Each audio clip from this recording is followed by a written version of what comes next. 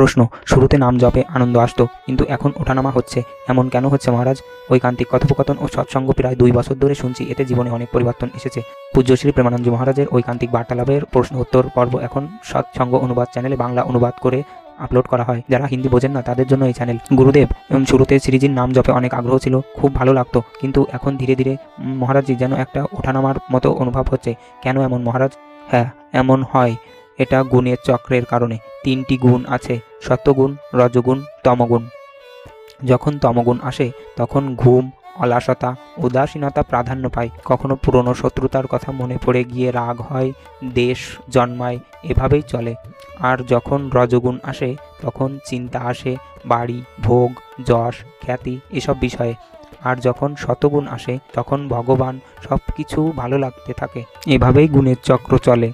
কখনো একটু ভজন হয়, কখনো অনেকটা ভজন হয়। মনকে ধৈর্য হারাতে দিও না, অর্থাৎ অন্য কোনো পথেও যেন মন না যায়। কখনো কম ভজন হয়, কখনো বেশি হয়, কিন্তু আমাদের উচিত ধৈর্য না হারানো, ভুল পথে যেন না যায়।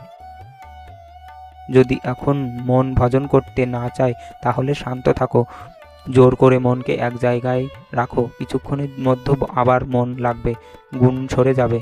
রজগুণ চলে গেলে আবার নামে মন বসে যাবে। প্রশ্ন, জপ তো করছি গুরুজি। উত্তর, হ্যাঁ, জপ করতে থাকো, এভাবেই হবে। উত্থান পতন তো সকলের জীবনেই আসে, শুধু তোমার নয়।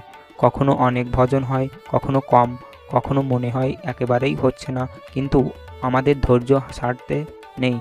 আমাদের এগিয়ে যেতে হবে, আমাদের নিজেদের পথে চলতে হবে, তাহলেই আমরা জয়ী হব। যখন 3 গুণের ঊর্ধ্বে উঠে যায় তখন ভজন অবিরত হতে শুরু করে। 3 গুণাতীত হয়ে গেলে ভজন স্থায়ী হয়, কিন্তু যতক্ষণ গুণের ভেতরে আছি ততক্ষণ তার প্রভাব থাকবে। তাই আমাদের হার মানা যাবে না, নিয়মিত অভ্যাস চালিয়ে যেতে হবে।